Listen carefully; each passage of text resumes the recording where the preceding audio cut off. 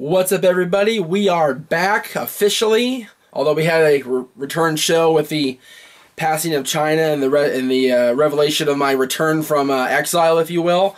I am Jeff Meacham. This is Talk Wrestling on NoDQ.com and, of course, NoDQ YouTube channel at NoDQCW. Got a lot of questions from the new Twitter, TW on NoDQ. At TW on NoDQ on Twitter. So I'm going to get right into it. Let's just get into your questions. The first one today comes from Just Bob at BobGood554. Who would you like to see in WWE?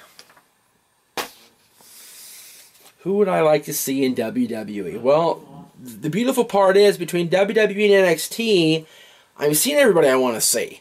Now that Bobby Roode is in NXT, hopefully, I'd like to see James Storm return to NXT and reform. They can't call it Beer Money because that's TNA's gimmick, but some sort of likening to Beer Money in NXT. I see Eric Young join there. I personally like to see Maria and Mike from TNA go to WWE and do their thing. I like to see Jay Lethal get a chance and really have a chance to shine outside of TNA Ring of Honor. Do I think that'll happen? I've mentioned Jay Lethal before on the show, and I just don't know if he's ready. I don't know if the WWE Universe is ready for a Jay Lethal character, but I could be wrong. People love Jay Lethal in Ring of Honor, so I can see Taylor Hendricks, who's with Jay Lethal in Ring of Honor, along with Truth Martini. Truth... I like Martini. I just don't know. I haven't seen much of him on posts, so I don't know if he's still there or not. Because I don't get Ring of Honor in my area. So I know you guys mentioned to me on Twitter and Instagram that I can watch it online, but I'm not home a lot. So watching online is a bitch because my data plan sucks on my phone. So there you go. I'd like to see... that's pretty much it. Those guys and a few more from Ring of Honor, a few more from TNA. The indie guys, you know, Adam Cole would be awesome. Michael Elgin, I think that's how you say his name. He's awesome. There's a lot of guys. Let's see. At Callum Owen 98, do you believe there'll be a brand split? If so, who will be your GM picks? Also, does NXT get involved as the third brand? NXT is doing just fine, not being involved in the whole Raw, SmackDown, McMahon, Helmsley drama, so just let them be. As far as the brand split, if it happens, that'd be great. I like to see more guys get opportunity. I like to see more guys get a chance. Somebody, I forget, I have it written down, but I forgot who it was. Not on this paper. It came to me this morning as we were getting ready to tape about Damian Sandow getting another chance. Damian Sandow has been grossly underutilized since the split from Axel and the split from Miz also. So that'd be awesome to see him get more of a push. But as far as GM picks, the obvious choice is Shane McMahon for Raw or SmackDown, and Triple H Stephanie for the other side. I'd like to see Eric Bischoff come back in that role. He was the best GM that Raw ever had. What about Teddy Long, Jeff? No, let's Teddy Long back. What about Tiffany? No, not Tiffany either. Armando Estrada? No. Personally, would like Eric Bischoff. Paul Heyman would be a good GM if he wasn't committed to Brock Lesnar. He was a good GM for a while. So probably the McMahons would be the good GMs. Speaking of Paul Heyman, this is from Raid at BradenReal18. Yo, Jeff, if Paul Heyman was to have control of TNA like it was going to years back, do you think Brock would have went? I could be wrong here. I'm not entirely sure about this. Maybe Aaron can help me out on this one. When the rumors were going around that Paul Heyman was going to join TNA, Brock was still in UFC, right? You remember? Okay. I don't remember either. I believe he was still in the MMA world. So Brock going to TNA at the time probably wouldn't have happened, even though there was the whole Kurt Angle and Brock Lesnar feud in IGF in Japan. I think by the time the rumors were going that Paul Heyman was going to take over creative control of TNA, Brock was in the UFC. So him regressing, if you will, back to professional wrestling from MMA wouldn't have been a good idea for him or for his bank account. Let's be real. This one is from Gareth Smith at G Straits. First time asker, do you think Joe versus Balor 3 should be in a cage match at the next TakeOver? That depends on where Balor is. If he's on the main roster, then no. They should let Joe face other challengers. If Balor remains in NXT also, like Kevin Owens did, like that, then yes, I think that there should be one more match. Not necessarily in a cage. Maybe some sort of stipulation, because cage matches are so tricky to do in a PG world without excessive blood, because cage matches is about ending a feud and about bloodletting. That's what cage matches mostly have been in the history of wrestling. So for me, there's just no way that a cage match can take place between those two guys. Look how much blood was lost in their last encounter on TakeOver, and how they kept cleaning Joe up. Can you imagine trying to do a cage match in that environment? No way. No way. This is from Zach Sutton at ZSQPRFC, whatever that means. In your opinion, who had the better world title reign, Eddie Guerrero or Chris Benoit? Wow. Both lasted from WrestleMania till the summertime. I remember that. I know Eddie's ended at the Great American Bash in, I want to say it was June. And Benoit's, of course, ended at Randy Orton's hand at SummerSlam that year. They were both tremendous world champions, WWE champion, world heavyweight champion, whatever you want to call it. It's really a toss-up, Zach.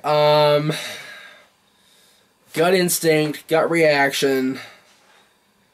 I think Benoit had the better quality opponents and the better quality matches. Eddie had Kurt Angle briefly after he lost the championship, because Angle cost him the championship. But Eddie had JBL. Whereas Benoit had Triple H and Shawn Michaels and Randy Orton. Those three top talents, even 2004, all three were top talents. So I think if you go based on match quality and opponent quality, you gotta go with Chris Benoit. This is from Cameron Hutton at @fat_Pirlo. What do you think is the most overused and underused match stipulation nowadays in WWE? Overused probably is the street fight, the no holds barred, only because in today's WWE, no holds barred has a completely different connotation than the guys I was growing up with, are used to. Those guys don't do no holds barred anymore. They don't do true street fights anymore. They're very lax. Matter of fact, Andrew McManus on Twitter asked me, do you think WWE should quit using the street fight match considering they don't fight on the street anymore? They never really fought in the street necessarily. They didn't go out of the building most of the time. They go out of the building and fight in the middle of the street. They did it a couple times, I remember that. But Andrew and Cameron, the street fight is very overused and I think should be done away with. Underused, honestly, is the one they've only done, I think, once. And that was the Ultimate Submit, the 30-man submission Iron Man match. And people are, oh, well, submission matches are boring. No, they're not. Submission matches, when told right by the two right people or whoever's in the match, can be told. I mean, look at Angle and Benoit. Those two are the two greatest technical wrestlers of our time at that time, and they pulled off a masterpiece at Judgment Day, I believe, or Backlash, one of the two. I think it was Backlash. And with the right two people, the right two women even, or the right two men, however you want to throw that around, that a 30-minute Ultimate Submission match could be something very special in today's WWE. Got that one. Okay. At Deontay Rose. No, excuse me. Deontay Rose at DSmooth210. Mythical matchups in their prime. Angle versus Brock circa now E.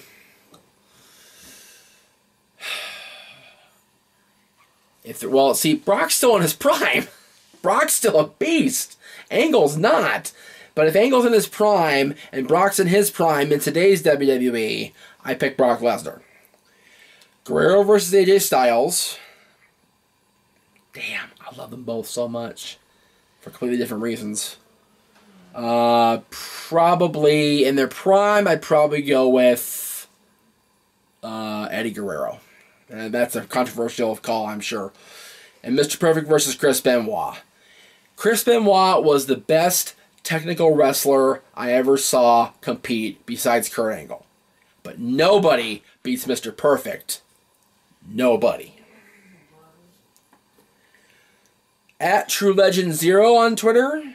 Hi Jeff, which wrestler's character do you feel is closest to your own personality? This would be a question for my shrink, Aaron, not me. You know what? I'm going to ask Aaron that off camera. You know me better than anybody. Which wrestler's personality, character-wise, matches Jeff Meacham? Snitsky. Seriously? Just kidding. Because of the bald, is that why? Or Heidenreich. Heidenreich, there you go.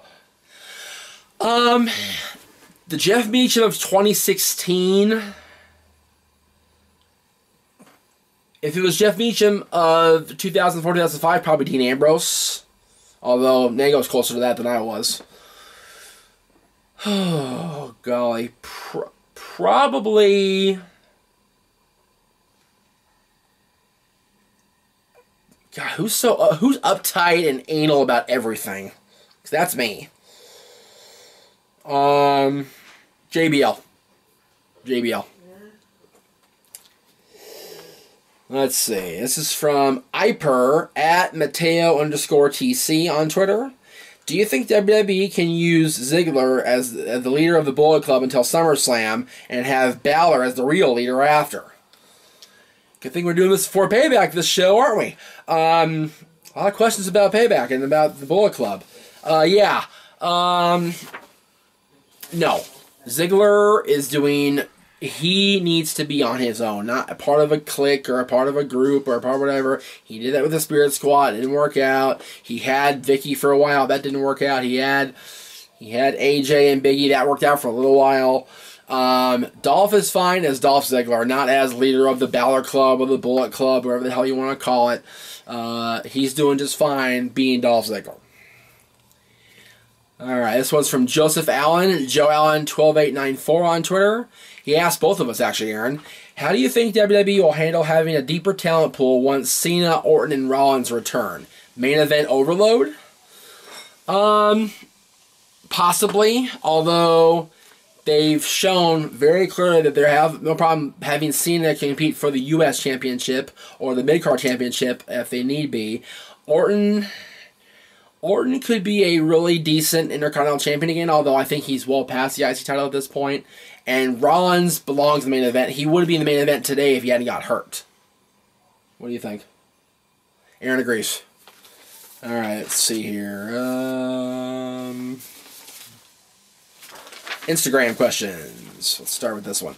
Conic46 on Instagram. Hey Jeff, all the way from Wexford, Ireland. My question to you is that how far in actuality do you think Samoa Joe and Finn Balor will go in WWE?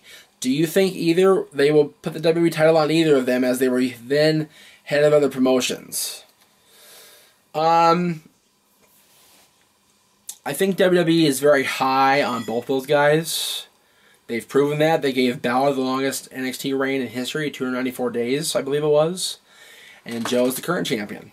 And Joe is going to be a very formidable, very dominant champion. Samoa Joe is one of those special talents that Aaron and I saw early on at PWG, and we saw him on tape at Ring of Honor, and he was unbelievable. And he only got better in TNA. And he's only gotten better now that he's in WWE and NXT. And I think that when they call him up, he's going to be WWE champion. It's a matter of time.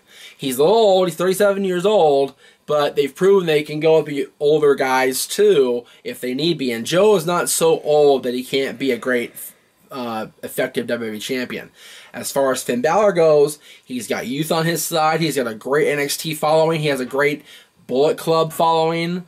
And I think when they call him up, which could be as long as this Sunday, it'll be really something to see. And I hope that both those guys get a great lengthy reign as WWE champion when their time comes. That's going to do it for this week. We will see you next time with more episodes of Talk Wrestling.